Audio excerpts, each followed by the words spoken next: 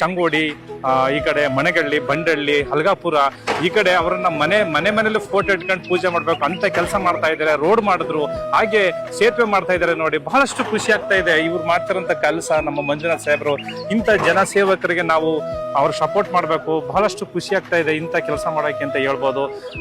ಹೀಗೆ ಅವ್ರ ಕೆಲಸಗಳು ಅಭಿವೃದ್ಧಿ ಪಡಿಸ್ಲಿ, ನಮ್ಮ ಹನೂರು ಕ್ಷೇತ್ರನೇ ಒಂದು ಅಭಿವೃದ್ಧಿ ಆಗಿ. ನಮಸ್ಕಾರ, ನಾನ್ ನಿಮ್ಮ ಹನೂರು ರಾಜ್ಕುಮಾರ. ನೋಡ್ತಾ ಇದ್ದೀರಾ, ಇವತ್ತು ನಮ್ಮ ಚಂಗೋಡಿ ಹಳ್ಳ ಕೆಲಸ ಶುರುವಾಗೋಯ್ತು. ಯಾಕಂದ್ರೆ ಇದು ಬಹಳ ದಿನದ ಕನಸು ಅಂತ ಹೇಳ್ಬೋದು. ಯಾಕಂದ್ರೆ ತುಂಬಾ ವರ್ಷ ಅಂದ್ರೆ ನಾವು ಹುಟ್ಟಿಲ್ದಕ್ಕೂ ಮುಂಚೆನೆ ಈ ರಸ್ತೆ ಹಾಗೇನೆ ಇಲ್ಲಿ ಸೇತುವೆನೇ ಇರ್ಲಿಲ್ಲ. ಬಹಳಷ್ಟು ತೊಂದರೆ ಆಗ್ತಾ ಇತ್ತು.